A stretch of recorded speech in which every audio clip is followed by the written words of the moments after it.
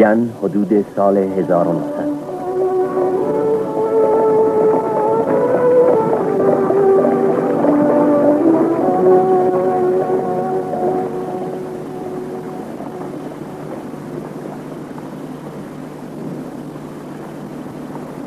پس تصمیم تو گرفتی؟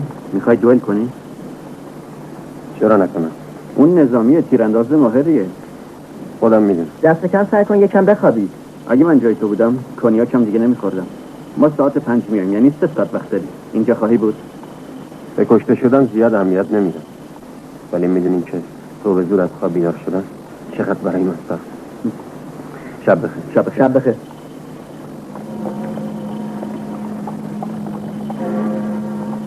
متاسفانه این دفعه استفان زن بعد آدمی رو انتخاب کرده. معلوم نیست ما که برمیگردیم اینجا باشه. کیه؟ براند. صبح بخیر آقای براند.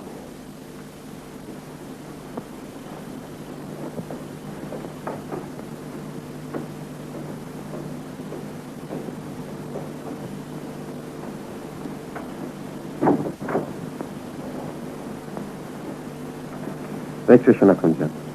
من هیچ علاقه ندارم این تعهد انجام بده. شرافت تجملیه که جنتلمنا به اون پابنده. اساس منو ببر. چیزایی که برای اقامت نامحدود لازم داشته باشن. یه ساعت دیگه هم یه کالج که دم در حاضر کن. من از در عقب نیست. متاسفم اینجا نخواهم بود که قیافه‌هاشونو ببینم.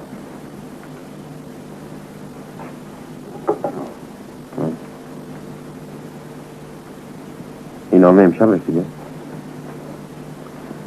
ممکنه کمی قهوه برام بیاریم؟ با کنیش.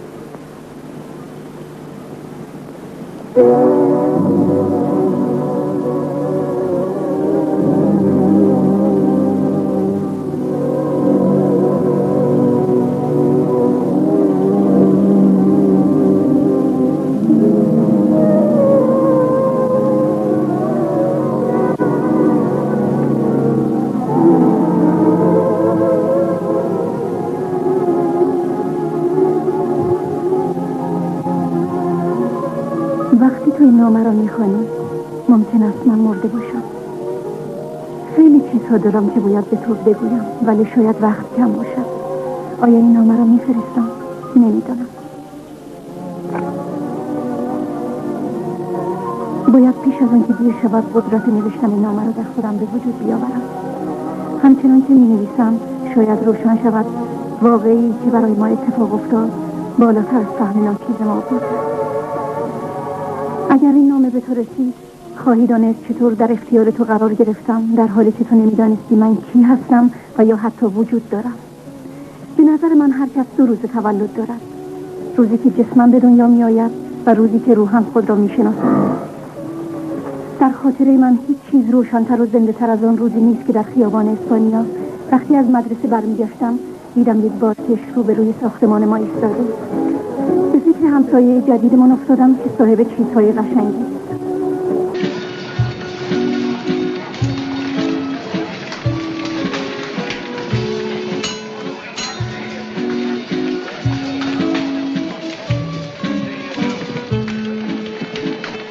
I wondered about our new neighbor who owns such beautiful things.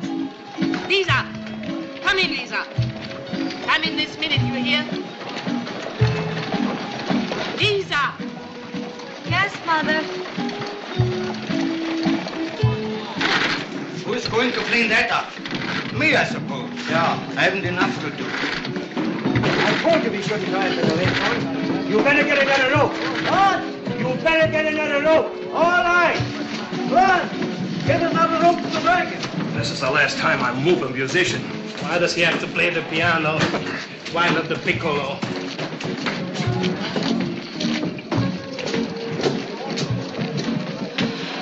Where do these go? What?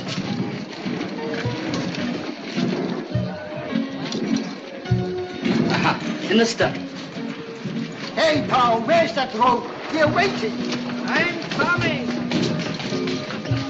Thank you. Lisa, what are you doing out there? Come inside.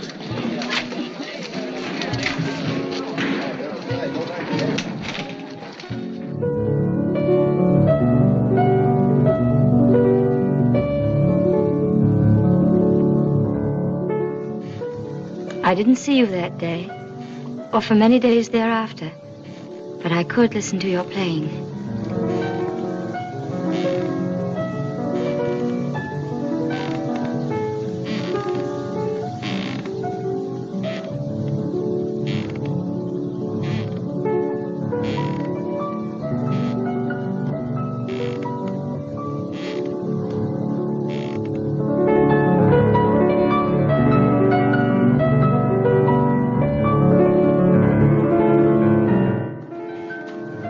She'd stop that noise. It's not noise. Don't bite my head off. It's Mr. Brown playing. We call that flank. Shh.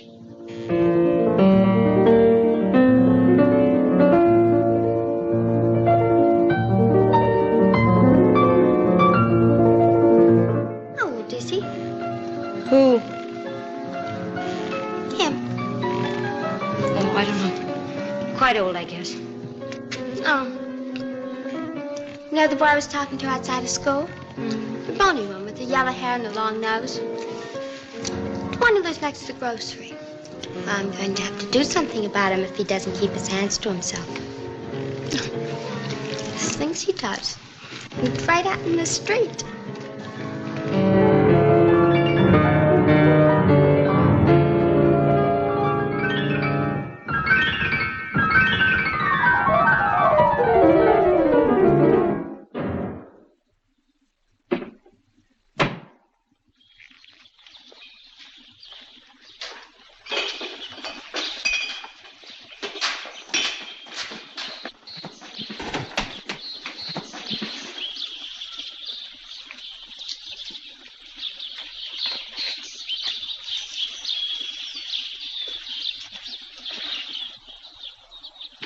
Thank you, John. I'll be home late. You needn't wait up for me.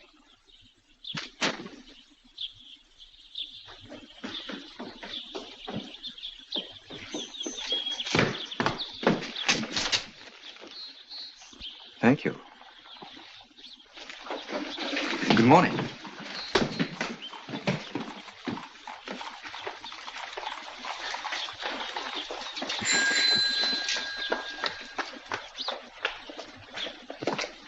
Why, Lisa! You're all red in the face. You're blushing. I'll get you for that. Yes, I was blushing. And hard as it may be for you to realize, from that moment on, I was in love with you. Quite consciously, I began to prepare myself for you. I kept my clothes neater, so you wouldn't be ashamed of me.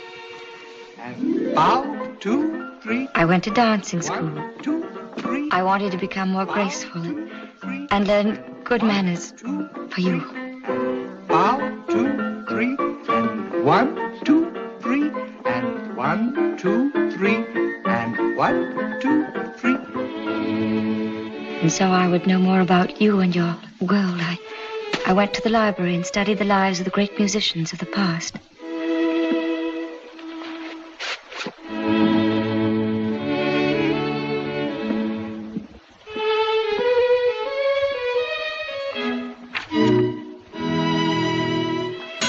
Though I was not able to go to your concerts, I found ways of sharing in your success.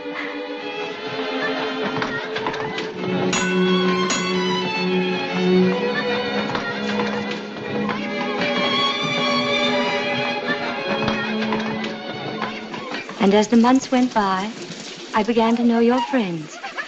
Many of them were women. Most of them. Lisa!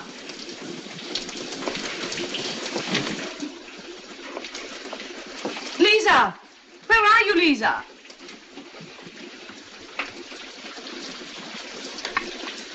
Aren't you going to finish your dinner?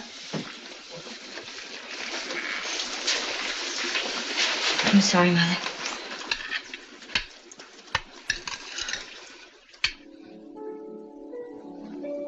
What I really lived for were those evenings when you were alone, and I pretended you were playing just for me.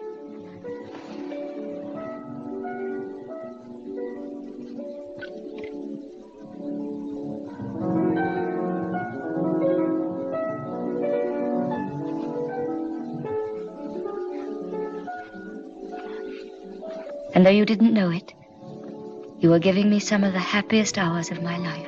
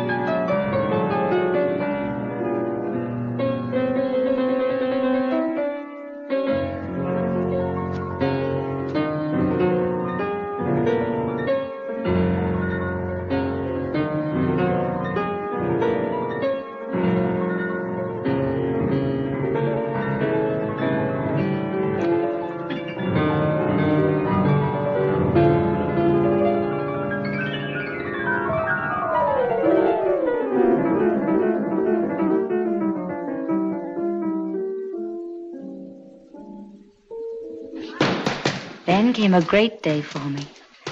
In the building where we lived, Thursday was rug beating day.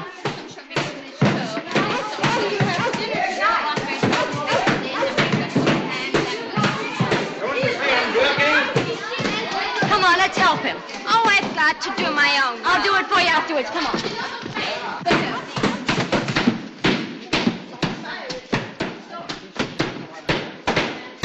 Remember what you promised. I will.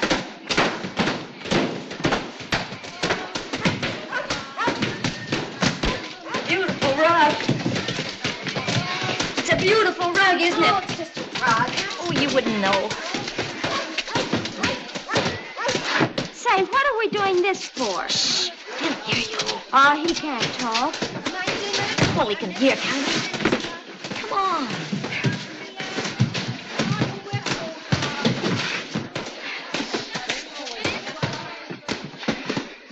You're welcome. Come on, Lisa. I'll be right down. What are you going to do? Go away, I'll be right down. What are you going to do? Go away or I'll throw you downstairs. Are you crazy?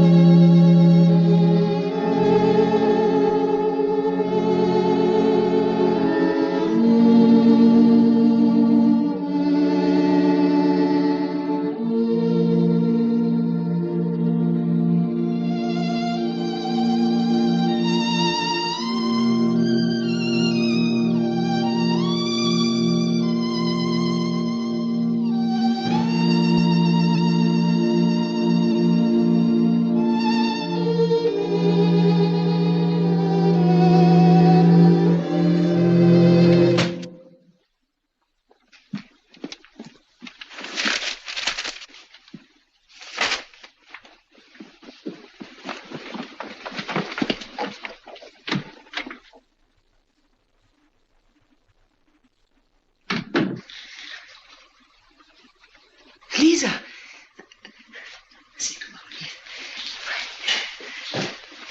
What are you doing up there?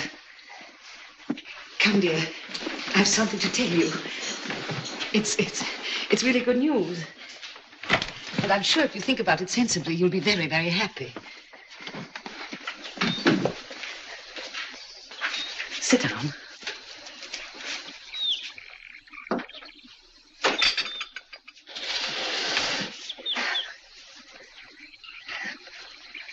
Well, I can understand you must have been startled when you saw her cousin and me in the hall. Perhaps it was my fault for not telling you something about it before.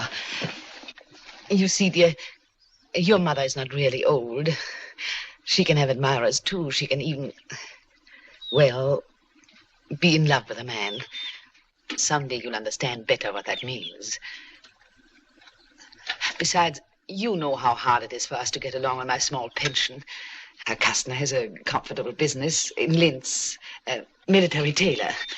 And he has done me the honor of asking me to marry him. Besides, he's a kind man, and he likes you very much. I'm sure with his help, it'll be much easier for you to make the kind of... What is it? Would we have to go to Linz? Would we have to live there? But why not? What is there to keep us here? I won't go. I won't go. Lisa! What's the matter? But what is it? Lisa! I won't go. Now, Lisa, do be reasonable and tell your mother. Lisa! 25.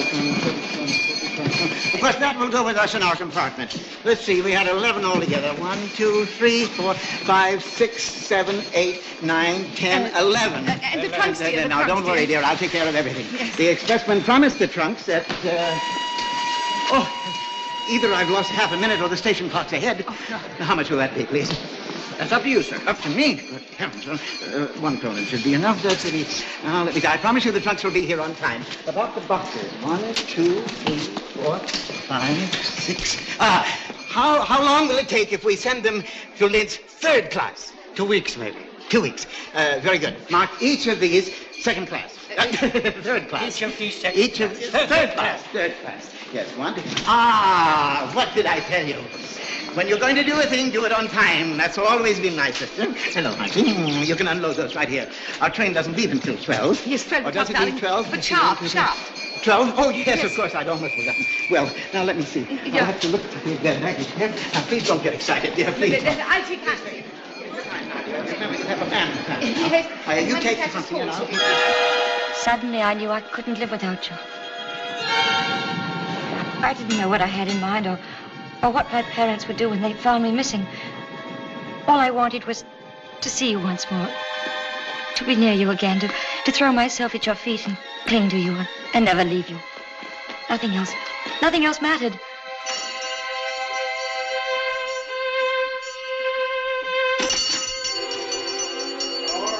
All right.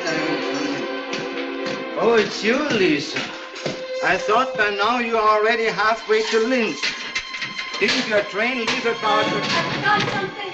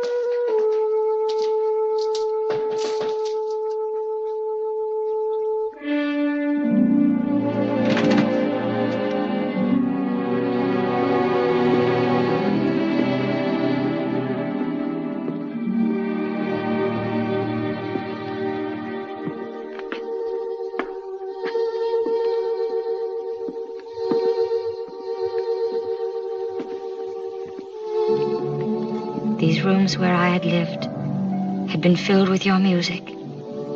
Now they were empty. Would they ever come to life again? Would I? Only you could answer. So I waited.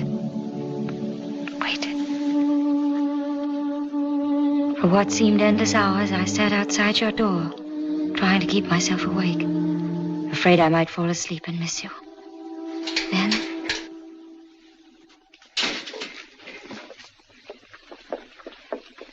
Who is it? Frank. Good morning, Mr. Frank.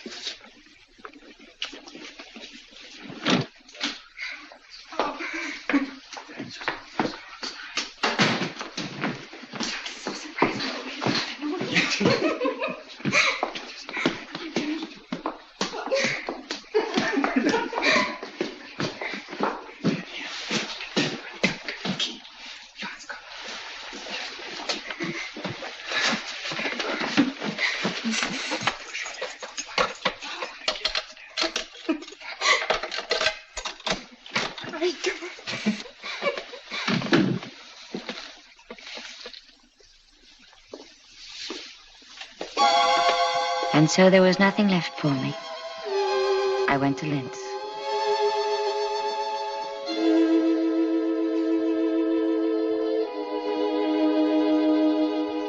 You who have always lived so freely, have you any idea what life is like in a little garrison town? I was 18 now, and was expected to take my place in society. Come now, Lisa, don't look down at your feet. Please be tactful and let him do the talking, but not all the talking. Do you hear me, Lisa? Good morning, Colonel. Good morning, Colonel. Good morning.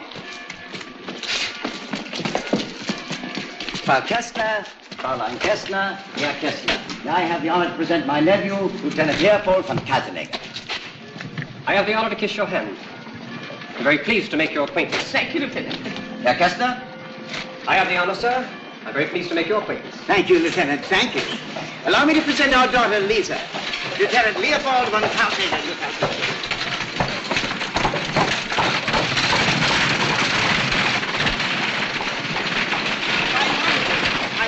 Tell you for some time how impressed I was with your parade the morning of the Emperor's birthday. Oh, excuse me.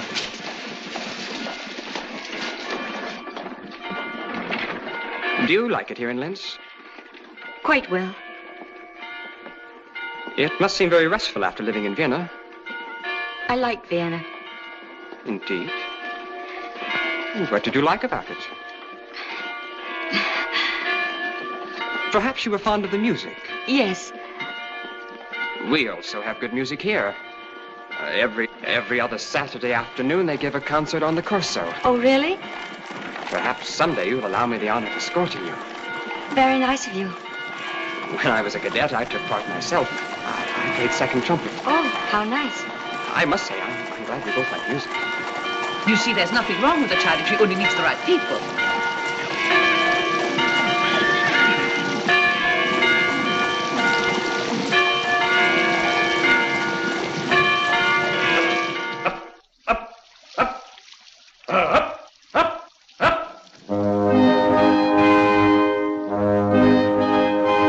The lieutenant was right. Linz was a musical town. So twice a month that summer, we listened, the lieutenant and I.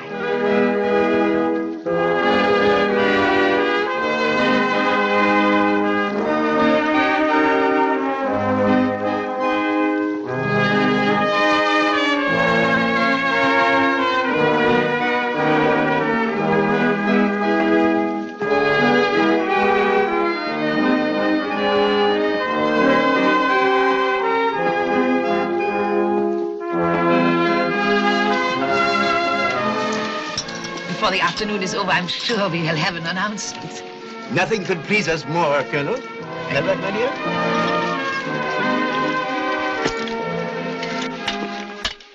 Miss Lisa, this is a subject which I wish to bring up for some time.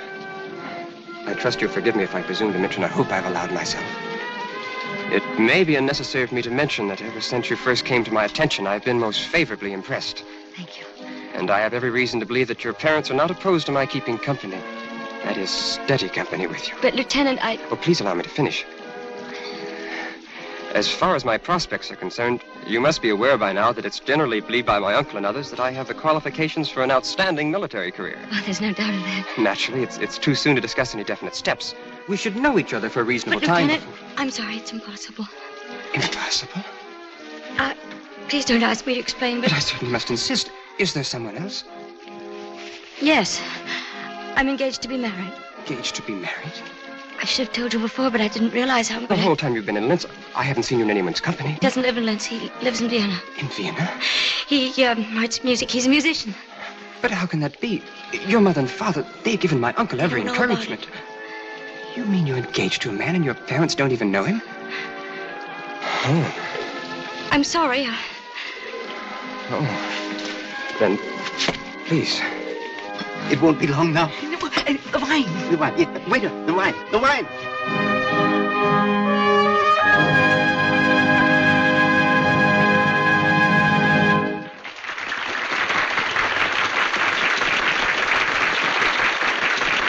Up. Up.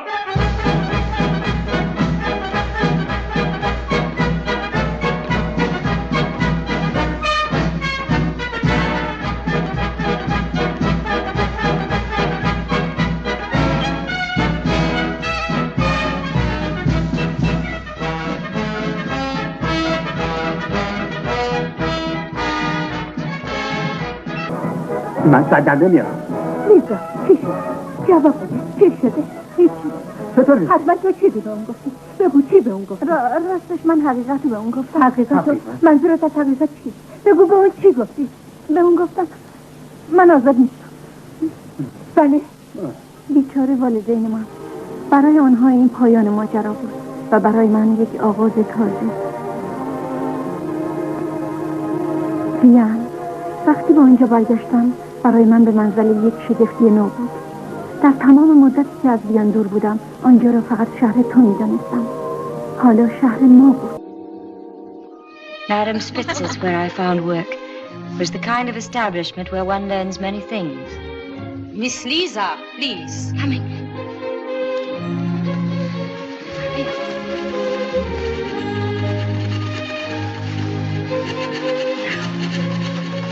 Hold your breath.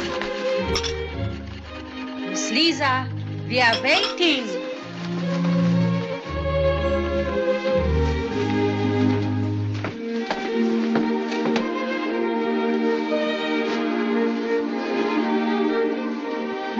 Very pretty. Yes. Very.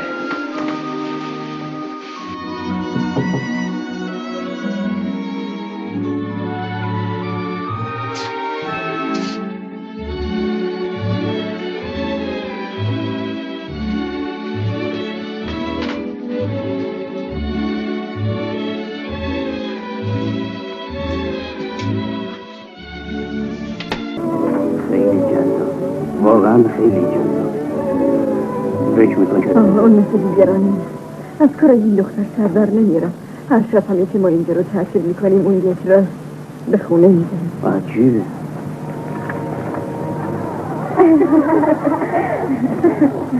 خانم اشپیتزر راست میگفت. من مثل دیگران نبودم. هیچ کس منتظر من نبود. من از آنجا میرفتم ولی نه به خانه. به تنها جایی میرفتم که برای من به منزله خانه‌ام بود. شبها همه شب به همان نقطه همیشگی میرفتم. ولی تو هیچ وقت به من توجه نمی‌کردی تا اینکه یک شب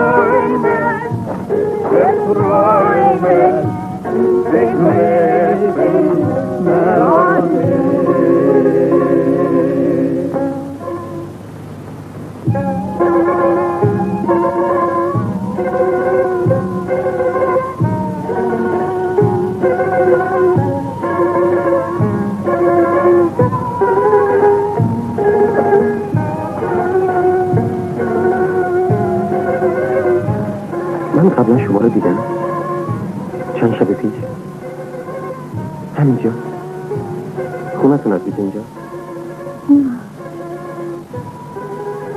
آواز آبادخانه های دورگرد رو دوست دارید؟ بله. من دوست ندارم.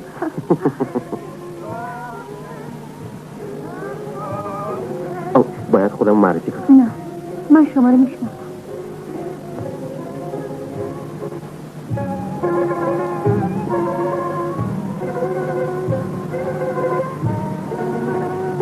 مثل اینکه دیر یا زود باید تصمیم بگیریم که به کجا میتونیم بریم. من اخلاقی دارم که باید ترکش کنم. میدونید هیچ وقت به جایی که از اونجا شروع کردم بر نمیگرده.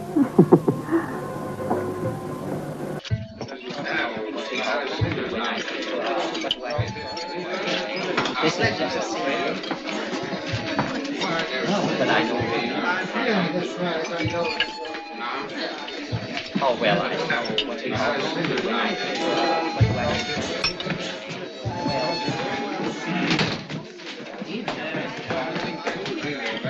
More milk. That's enough, waiter. That's the thing. Gunner. But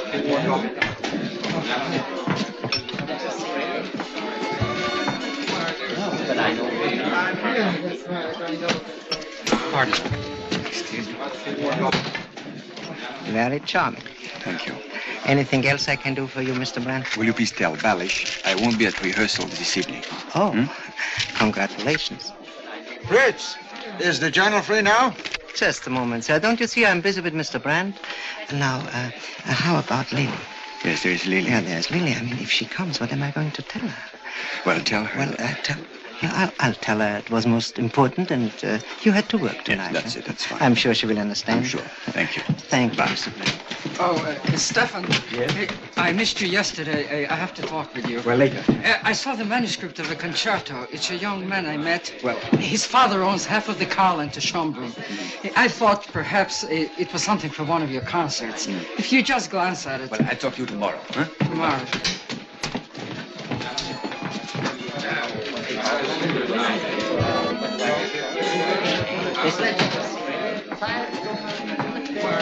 But I know.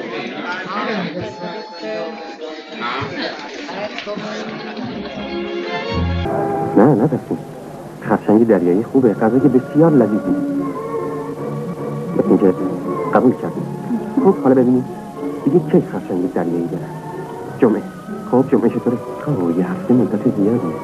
چهارشنبه شب خوراکی دبز میارن، دوشنبه خوراک قرقابه. دوشنبه شب میتونیم بیاد؟ من به هیچ وقت قراری ندارم. منم ندارم. فردا شب با هم شام میخوریم. چی میستل داره؟ معذرت میخوام آقای بران. خانمی که در اون اتاقن و اگه اشتباه نکرده باشم کنتس ردمسیان گفتن ممکنه لطفاً برنامه کنسرت امروز بعد از ظهرتون رو براشون امضا کنین. البته. گفتن خود مزارم نمیتونسته به این خوبی بزنه. چقدر لطف دارم. بفهمید. از لطفشون به من تشکر کنید. متشکرم آقای بران. حتی اگه سزاوار لطف نباشم. 4 سال پیشم که یکی از آهنگای مزار میزدیم. اونو به یاد داری؟ مجله مورنینگم شما رو با مزار جوان مقایسه کرده. من خیلی جوان بودم. به مزار شباهتی داشتم. خوشتون میاد؟ به این شراب میگن والپولیچلی. وقتی از اون طرف آلپ بیاید اولین تاکستانیه که میبینید. ایتالیایی‌ها میگن شراب خیلی خوبیه چون ریشه های درخت انگور در دره است و شاخه هاش رو کوه هست. لطفاً چی؟ لطفاً درباره خودتون حرف بزن. مثل اینکه میخواین چیزایی از من بدونید. چرا؟ خب علتش مهمه. حقیقت اینه که در موسیقی برام مشکلی پیش نیومد. مردم موسیقی منو زود پذیرفتن. برای بی‌اندازه. بعضی وقتا شاد کردن دیگران آسان‌تر از شاد کردن خودمه. حالا شما حرف بزنید. میدونی شما زیاد حرف نمیزنید. من خوبه. نمیتونم بیان کنم. بگید. شما که پیانو میزدین احساس میکردم. ادامه بدید. چیزی رو که در جستجوش هستیم و من نمیدونم چیه هنوز پیدا نکردید. چند وقت تو پیانوی من پنهان شده بودید؟ نمیخواد توضیح بدید. فرض میکنیم شما جادوگری هستید که میتونید خودتون رو خیلی کوچک کنید. بعد نیستادم یه دوست جادوگر داشته باشید. کی میدونه؟ ممکنه ممکنه بتونید یه روز کمکم کنید.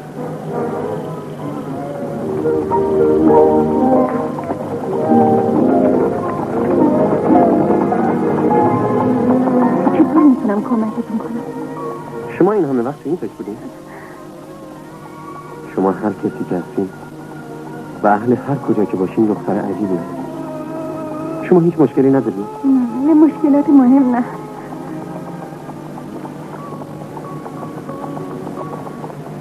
مدت ها بود کسی چنین کاری نکردم. لطفا نگه دارید.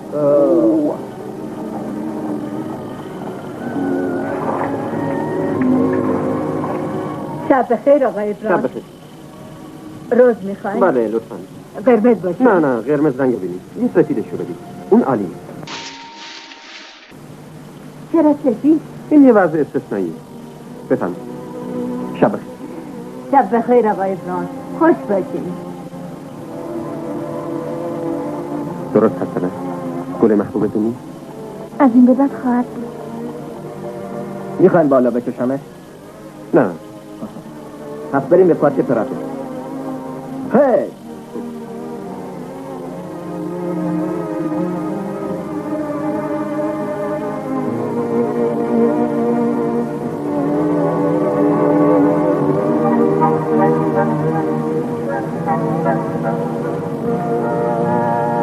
فکر میکنیم درها بسته باشن؟ امیدوارم نباشه.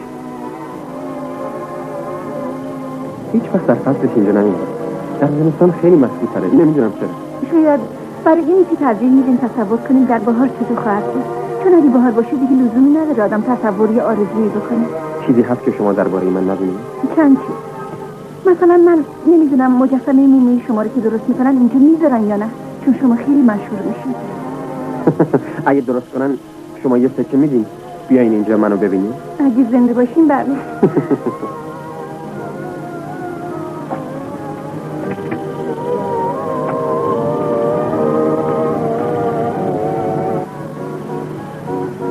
حالا مثل یه دختر کوچک به نظرم میاد.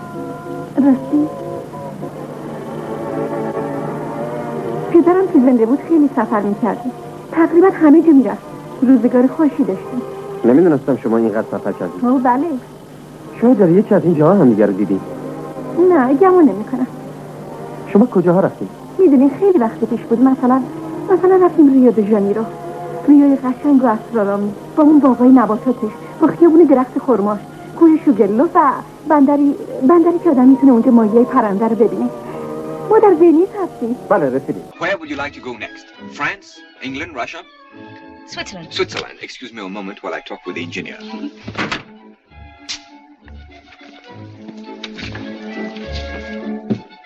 You and the lady, are you enjoying the trip? Very much. We've decided on Switzerland. There you are. Thank you. Oh, thank you. Switzerland. Switzerland.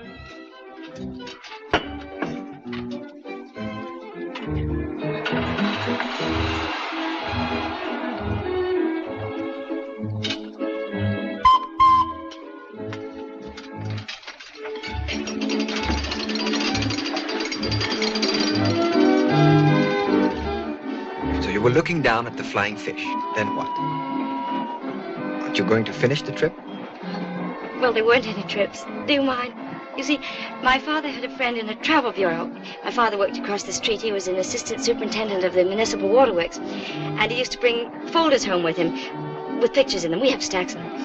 And in the evening, he would put on his traveling coat. That's what he called it. Of course, I was very young. And he would say, where should we go this evening? And I would say, Veracruz, because it's a beautiful name. And then he would say, it's summer there. You don't want to roast like a coffee bean, do you? So you never did get there? No, it was just like our trip to the land of the midnight sun. What stopped you this time? The weather. I thought of India, but then Father remembered that it was the rainy season. Your father was an expert on climates. My mother used to say that he knew what the weather was everywhere except home. What mountain was that? That's the Matterhorn. Have you climbed it? Tell me, when you climb up a mountain, what then? Well, you come down again.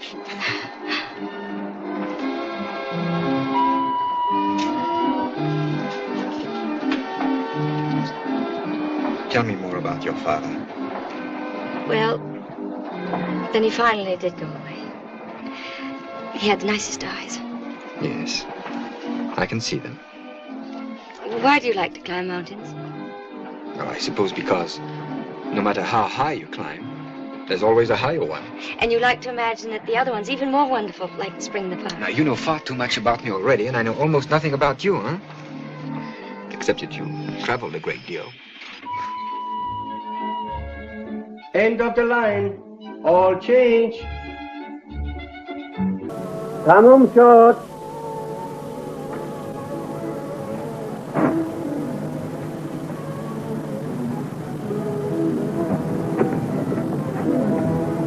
بفرمایید. ماها کجاها رفتیم؟ دیگه کشوری نمونده که نرفته باشیم. پس دوباره از سر شروع میکنیم. بفرمایید. متشکرم. صحنه های جوانی را دوباره خواهیم دید.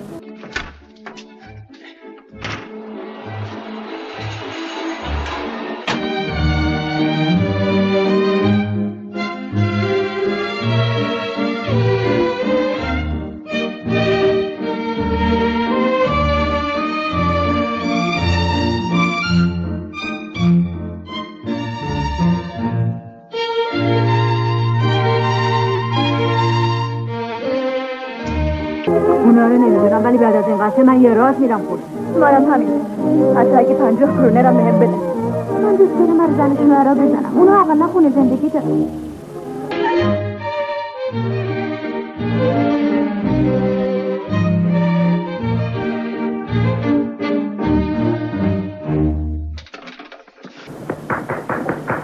شما جادوگری.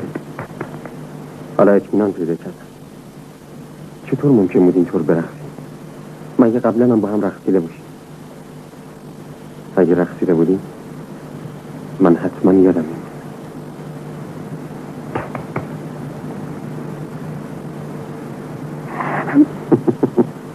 بزن.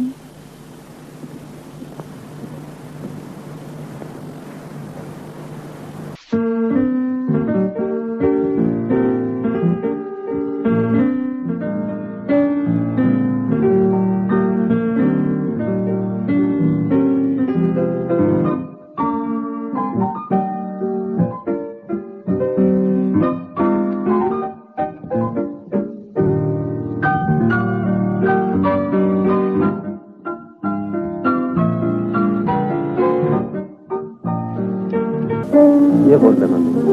هر قولی بخواه. من نمیدونم خونه شما کنیم. به من قول بدین غیبتون نداره. این من نیستم که غیبت میزنی.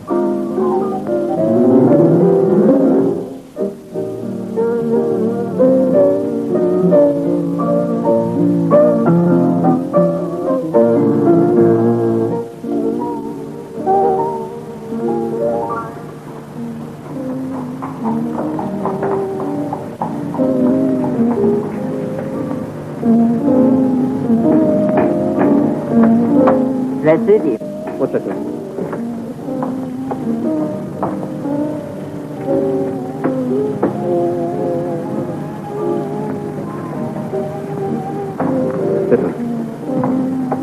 متشکرم.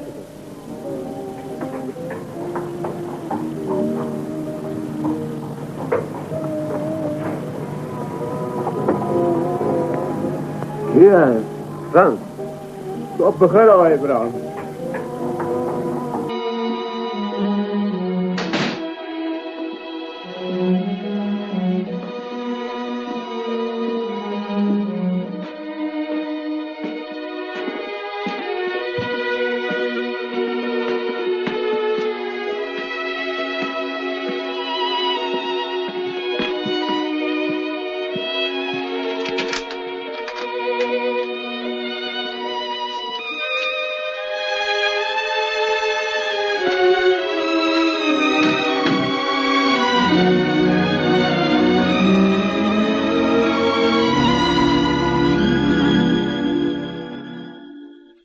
Please be seated.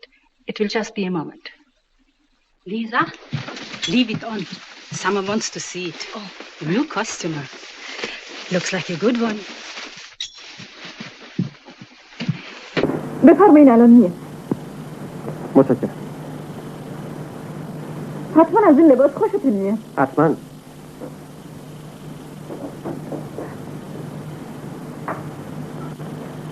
از این خیلی خوشم میاد. بیاندازه.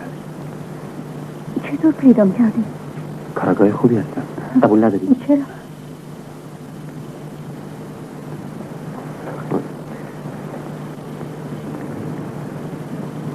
متاسفم که باید برنامه امشب عقب بندازی. نتونستم تو رو نبینم و برم. کجا میری؟ به میلان. تمام اعضای ارکستر میاد. باید در اسکالا کنسرت بدیم. خیلی خوبه. اینو فراموش کرده بودم. ولی طولی نمیکشه. فقط 2 هفته.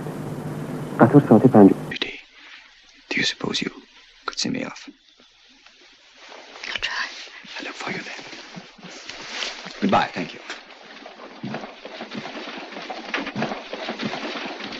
Goodbye. حتما بیا. چطور شد رفت؟ اون به لباس توجه نداشت ولی خانم اشپیتزه امروز میتونم زودتر برم. چقدر زودتر؟ ساعت 5. بله البته. متشکرم. به تو تبریک میگم عزیزم.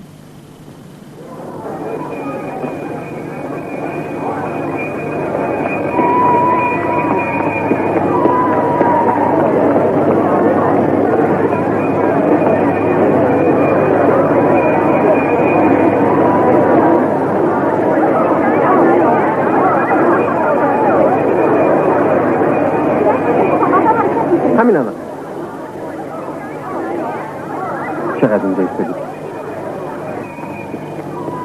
دلم نمیخواد برم. اینو باور میکنی؟ وقتی برگردی من هم میرم. استفان! بله. استفان جون باز عجله کن. من هنوز چیز زیادی از تو نمیدونم. تو اسرارآمیز بودن دوست داری. زمین تو وجود داره و من پیدا کردم. این اسرارآمیز نیست. بگو حس دارم. همونطور که دیشب گفتم. استفان. مثل اینکه تمام عمرتونو گفت. عجله کنیم قربان. بله. خدا. استفان. بله. استفان عجله کن. زیاد زود نمیشه. 2 هفته دیگه برمیگردم.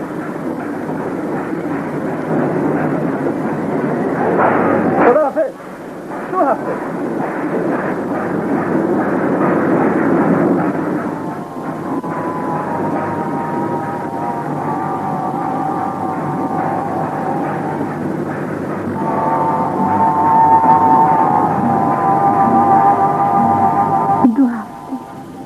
استفان تو خودت رو چقدر کم میشناختی. آن قطار تو رو از زندگی من بیرون می‌برد.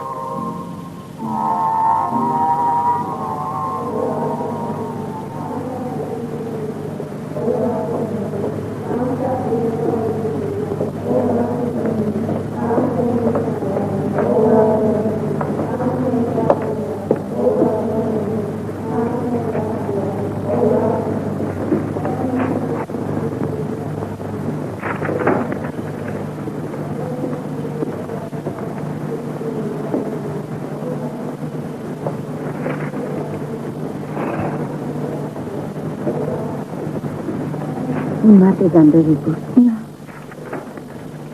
این اینجا در بیان زندگی میکنه. اگه ما بدونیم چیه ممکنه مسئولیت بچه‌ش رو قبول کنه.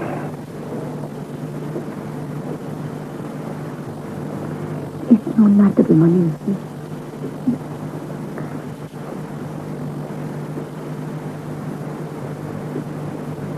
تو که بسیده نداری از این بچه نگهداری کنی. یه کاری میکنم. وظیفه توست که به ما بگی وقتی مردی چه من خیلی خستم. ممکنه تنها بذاری؟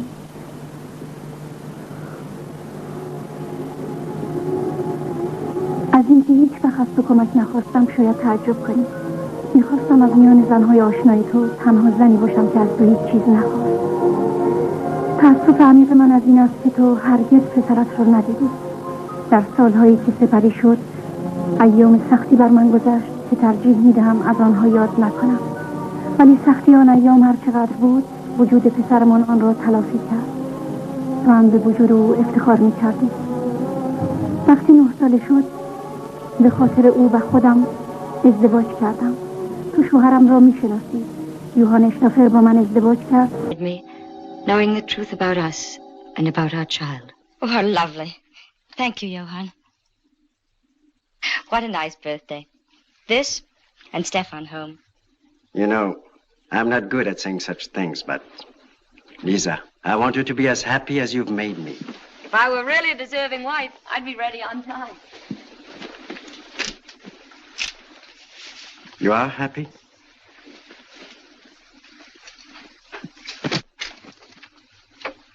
You are? Why shouldn't I be? Let's say good night.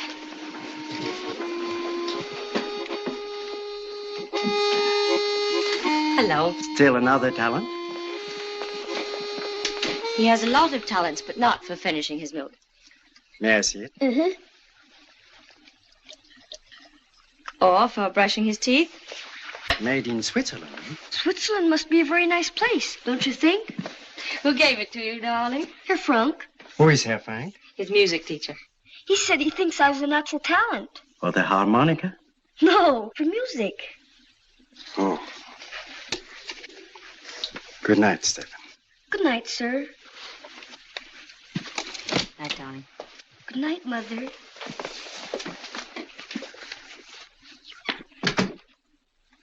Mother! I'll be right down. Yes. You remember the last time? First night I was home from school? Mm-hmm. What about it? When you went out, you let me sleep in your room. Well, all right. It's a special concession because it's your first night home. But hurry. I'm late.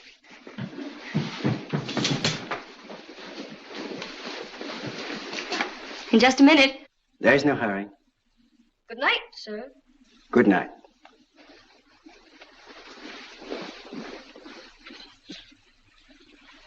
You know, Stefan, it might be nice if you could say good night, Father, instead of good night, sir. But I've always said it that way. I think you'd like it if you could manage a change. Supposing you said to me, good night, madam. It would sound pretty silly, wouldn't it? Now, promise me that you'll go to sleep and not wait up for me. I promise. Will you bring me a program of the opera? I promise. Good night, madam. Good night, sir. After all, when a person treats you so much like his son, he is, in a sense, your father. All right, Mother, if you say so. Good night.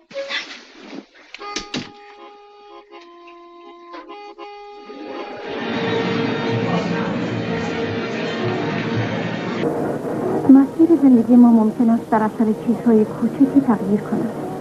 در زندگی ما افراد زیادی ظاهر می شوند که در تغییر وضع ما اثری ندارند.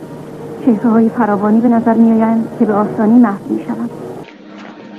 I know now. Nothing happens by chance. Every moment is measured. Every step is counted. بفرمایید آغاز پرده دوم. آغاز پرده دوم. بفرمایید. بفرمایید. بفرمایید آغاز پرده دوم. بفرمایید آغاز پرده دوم. Stefan Brandt. He returned last week. A concert tour? Pleasure trip, most likely. The way he's burning himself up, it's a wonder he's still alive. 10 years ago, he showed great promise. Too bad. With that talent, he could have been a great pianist. Perhaps talent is not enough. Perhaps he has too many talents. Lisa. Second act. Curtain going up.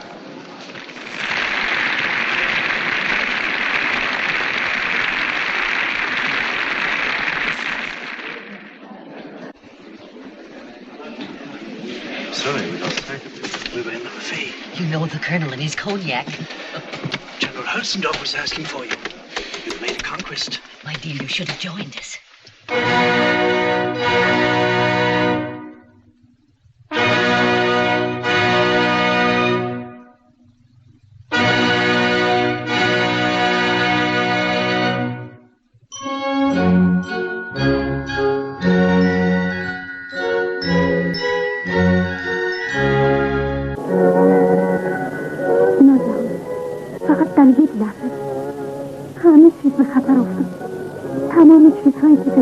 در امانت چشمای تو به من خیره شده بودن و من میدونستم که نمیتوانم از آنها فرار کنم. درست مثل نخستین باری بود که تو را دیدم. سالهای بین این دو برخورد مانند برف آب می شدم. من سرم درد میره خانم کنید. نه خواهش میکنم بیرون استراحت میکنم. خب میشه تو همینجا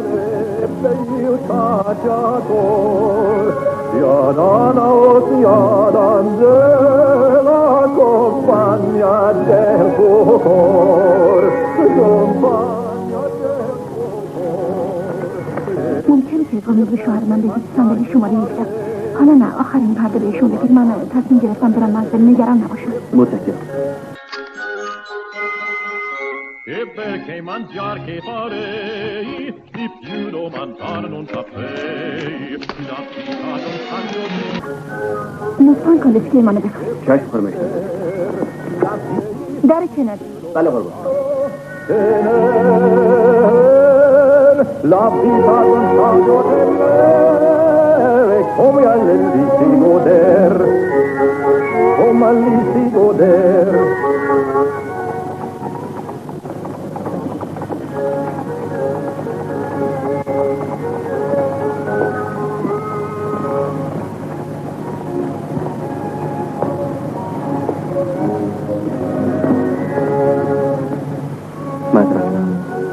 شما باید بدونید هر جا مجبوری هم باید جالبی هم باشه. من شما رو جایی دیدم، میدونم. من تا بالا تقویتون کردم و در لوژ به شما خیره شدم، ولی نتونستم به یاد بیارم. من لازم بود با شما حرف بزنم. میدونم ممکنه باور نکنید، ولی به شما اطمینان میدم که حقیقت داره. قبول دارید اینطوری؟ بله. متشکرم. لطفاً یه دقیقه صبر کنید. شاید ما همدیگر رو ملاقات کرده باشیم. شاید من شما رو دیده باشم در یکی از کنسرت‌های من. حتما چندی پیش بوده، ولی من تازگی ها در وین یا جای دیگه کنسرتی ندادم که شما رو دیده باشم. دیگه پیانو نمیزنی؟ به کلی کنار نگذاشتم. همیشه به خودم میگم هفته دیگه شروع میکنم و هفته دیگه میگم هفته دیگه و باز منتظر هفته دیگه میشم. شما منتظر چی هست؟ این سوال ناراحت کننده کالسکم نباید این سوال بکنید و بعد منو بگذارید و برید. من چیزی حس میکنم. دیوانه تصورم نکنید. میدونم به نظر عجیب میاد، نمیتونم توضیح بدم، ولی حس میکنم اون چرا که من نمیتونم بگم شما درک میکنید. میتونید کمکم کنید. تا حالا در خاطرتون چهره‌های مختلف مخلوط شدن در حالی که آرزو داشتید چهره‌ای رو که سابقاً جایی دیدید و حالا در مرکز حافظتون اشکست بدید، چهره‌ای رو که منتظرش بودید. من امشب همین که شما رو دیدم و بعد که در تاریکی به شما خیره شدم، به نظرم اومد اون چهره گم شده رو پیدا کردم. شما کی هستید؟ Promise I'll see you again. I must see you. I don't know.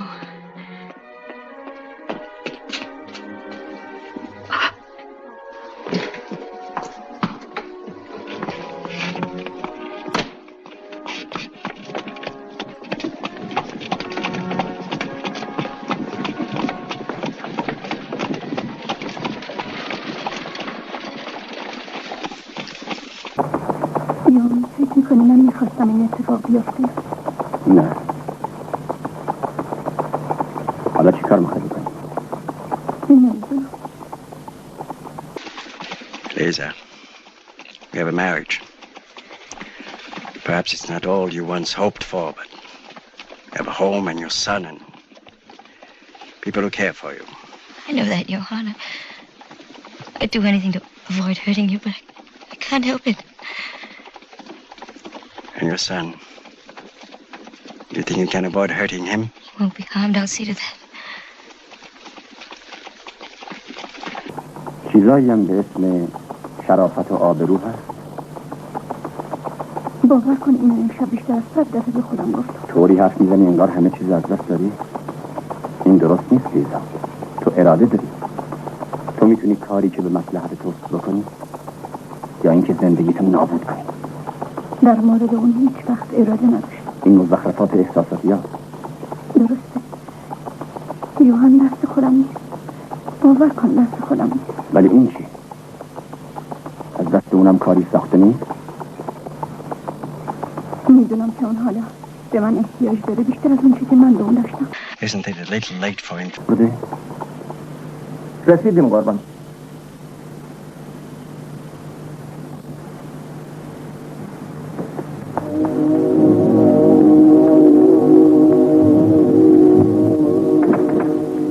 شب بخیر. شب بخیر قربان.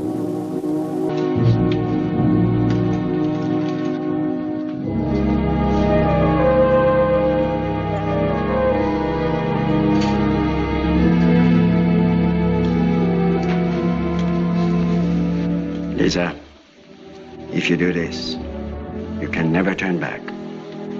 You know that, don't you? Yes.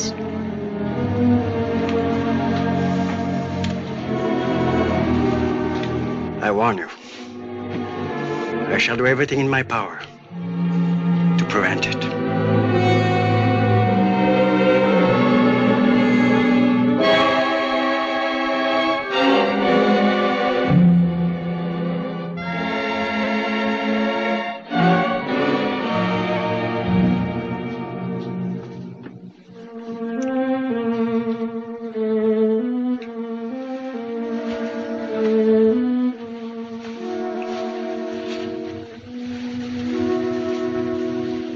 Hello, darling. Wake up. It's time to go in your own room.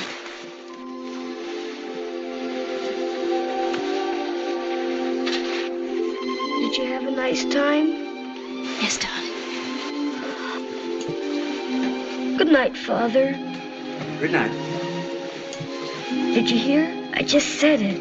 Yes, darling. Tell me about the opera. Was it exciting?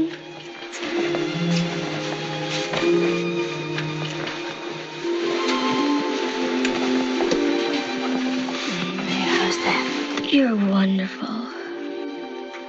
You're wonderful. Always been a wonderful boy. You don't know how much that's meant to me. To be so proud of you always. No.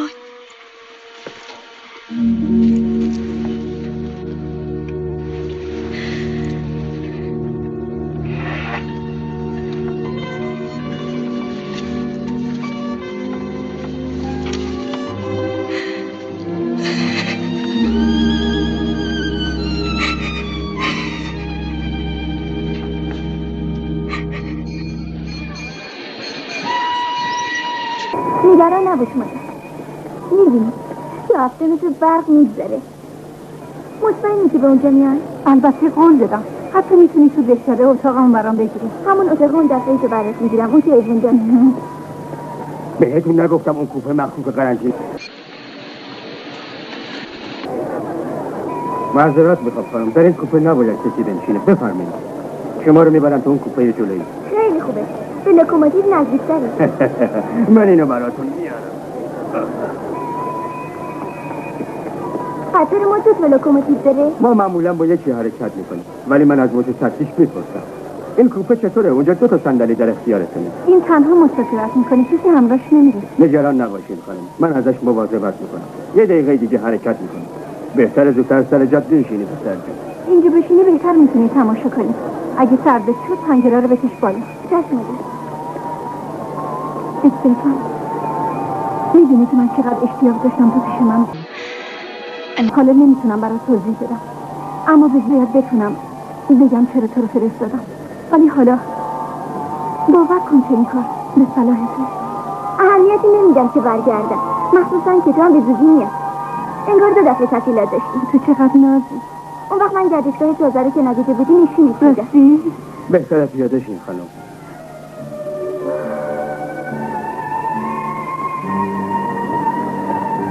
برام زود به زود نامه می‌نویسی، درسته؟ بله مادر، ولی زود به زود نمیتونم نامه بنویسم چون فقط 2 هفته. خداحافظ مادر، 2 هفته.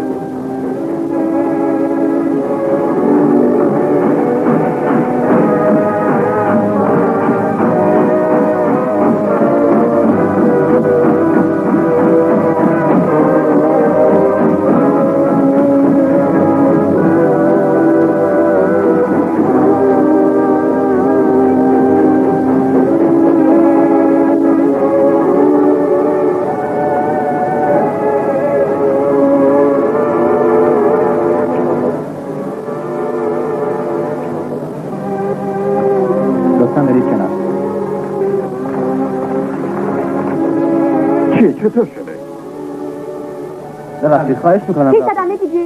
نه چیزی نیست، نترس. میگن بیمار تیفوسیه. تیفوس؟ بله تیفوس در قطار.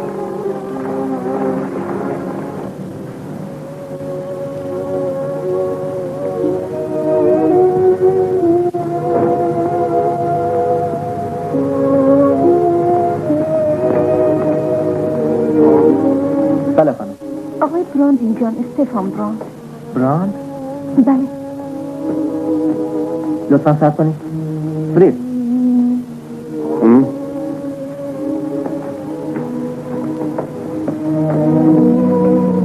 ممکنه بفرمایید که آقای براند امشب اینجا آمدن یا نه؟ اوه آقای براند دیگه مشتری ما نیستن خانم. مدت هاست که نیستن. آقای براند این روزها در رستوران ریتز میشه پیدا کرد. متشکرم.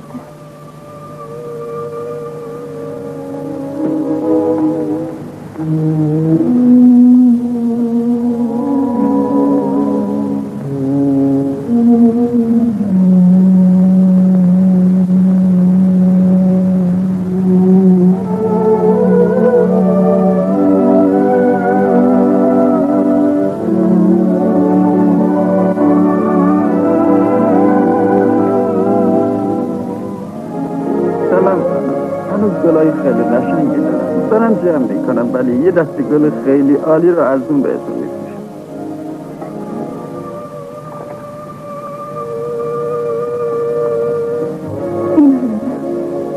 سفیده زحمت نکشیم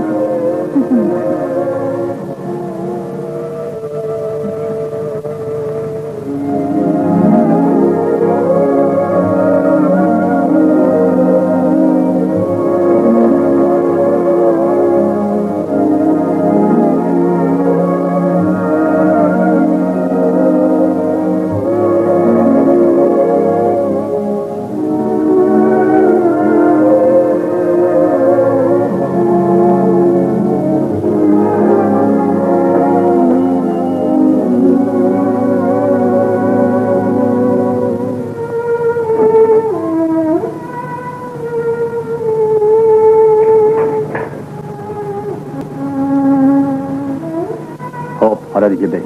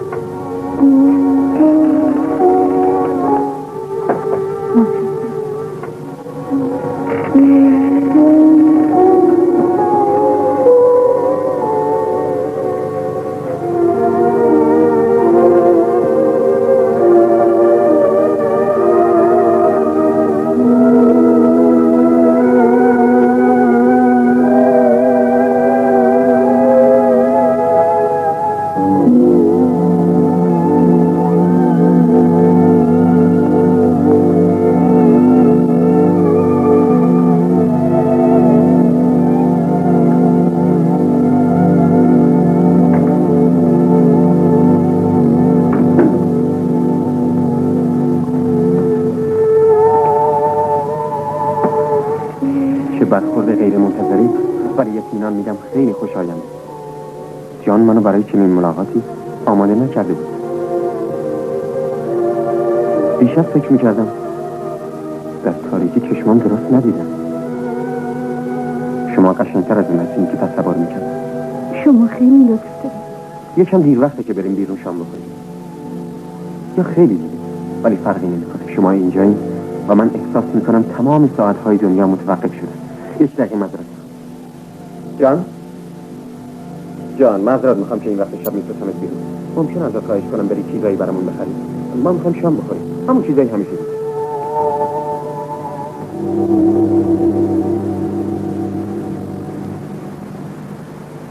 جان زندگی یک مرد مجرد بیکس رو اداره میکنه. اون مجسمه نظر شما رو هم جلب کرده. یونانی ها به خاطر خدایی که نمیشناختن مجسمه ای ساختن و امیدوار بودن یه روز صبح زود به سراغشون میاد. مجسمه من به خاطر یک اله است. شما اون الهه رو پیدا نکردی؟ سال هست که من صبح زود بیرون قدم نزدم، ولی به خودم میگم ممکنه اون الهه امروز بیاد و زندگی واقعی من شروع بشه. گاهی به نظرم میاد که آمدنش خیلی نزدیکه. این امیدیه که در پیری به خودم میدم. حتی به خاطر خودتونم دیگه پیانو نمیزنی؟ یادم اومد دیشب لطف کردین و به این موضوع علاقه نشان دادی. وقتی من رفتم سفر جان قفلش کردی. این روزا من بیشتر در سفر خارج هستم. وقتی برگشت کلیدش ازش میگیرم. شما خیلی خوشگل. لباستونم قشنگه. متشکرم. چطور تونستی نوازندگی رو به کلی کنار بذاری؟ اگه اینقدر کنجکاوین بهتون میگم. یه شب من به این اتاق برگشتم. مثل شب‌های دیگه کنسرت داده بودم. نه بهتر بود نه بدتر. مردم همون چیزای همیشگی رو گفتن. چیزایی که وقتی آدم قانع نشده باشه میگه. اتفاقا نگاه هم به این آینه افتاد. نابغه جوان دیگه جوان نبود. طبعا دیگه نبوغ هم نداشت. Since then, I found other things to do. More amusing things.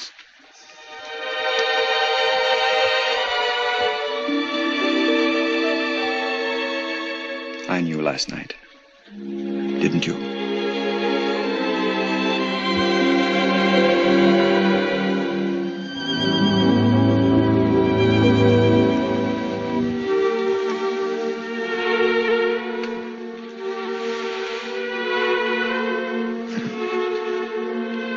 I haven't even offered to fix you a drink. Stefan. Yes? من اومدم اینجا که باید چیزایی به تو بگم. اگه از خودت باشه برام خیلی جالبه. مربوط به هر دوم. اما ما نمیتونیم اینقدر جدی باشیم. اونم این وقت شب بدون اینکه شامپاین خورده باشیم. Please not without a glass of champagne. یه دقیقه طول میکشه. مزه شامپاین بعد از نیمه شب خیلی بهتره. اینطور نیست؟ بله بهتر. من تازه از آمریکا آمدم. سرزمین جالبیه. مرداش به پول علاقه‌مندن و زناش به مردای اروپایی. حتما سفر جالبی بود. تو خیلی مسافرت میکنی؟ من فکر میکنم این حرفمو باور نکنی. تمام امروز رو نتونستم فکر تو رو از مغزم بیرون کنم. نه باور نمیکنم. ای کاش میدونستم چه میگه. راستشو بخوای هیچ امیدوار نبودم بتونی به این زودی ترتیبشو بدی. ولی تو خیلی باهوشی. به خوبی ترتیب کارو میدی. میدونی تو زن عجیبی هستی. راست میگی؟ بیشتر چیزی گفتی که از مغزم بیرون نمیاد. چی گفتم؟ یک دقیقه دیگه بهت میگم. همین که یخ آوردم. تو حس میکنی اونجا تنهایی؟ بله خیلی تنها.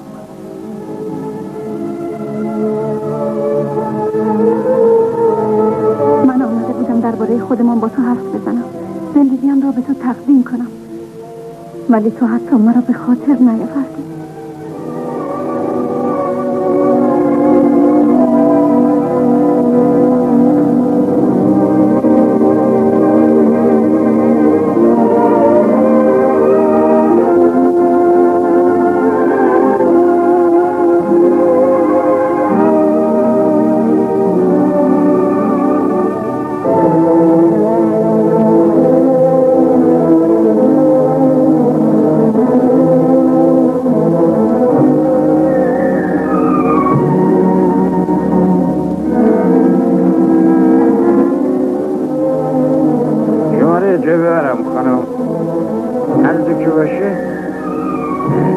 فرقی نمیکنه.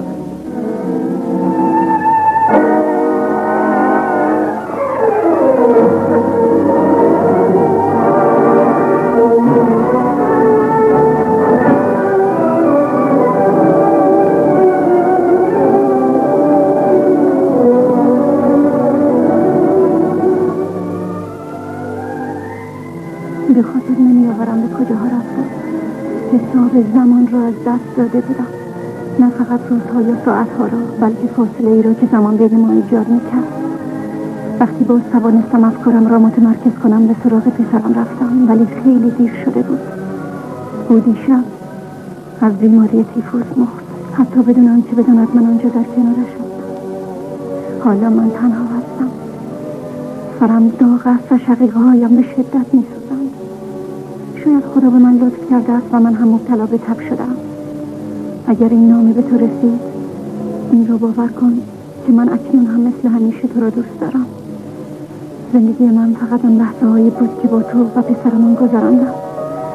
و اگر تو نیز می‌توانستی در آن لحظه سلیم باشی، اگر فقط موجودی را که همیشه به تو تعلق داشت به یاد می‌آوردی، آن الهه‌ای را که همیشه می‌توانستی در اختیار داشته باشی، به این آسانی از دست نمی‌دادی. ای کاش.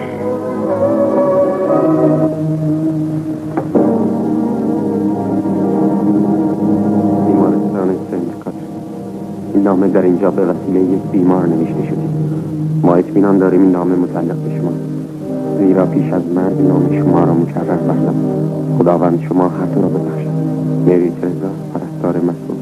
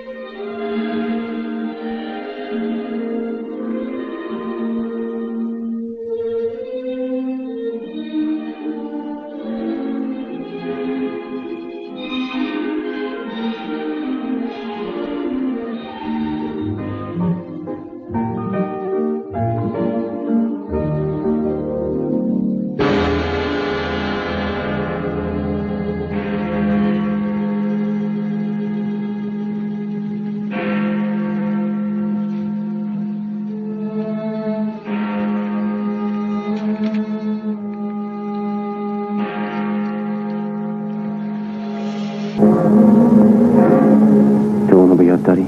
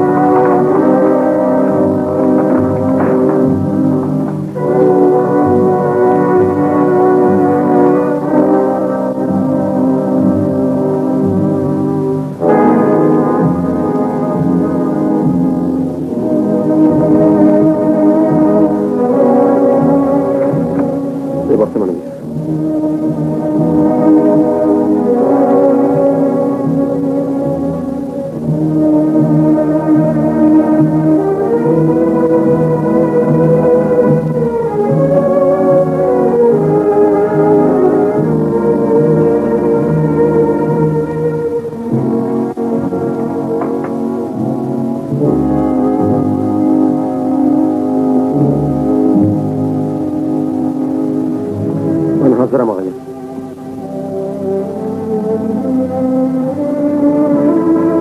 اگر فقط موجودی رو که همیشه به تو تعلق داشت به یاد می آوردی، آن الهه‌ای رو که همیشه می توانستی در اختیار داشته باشی از دست نمی دادی.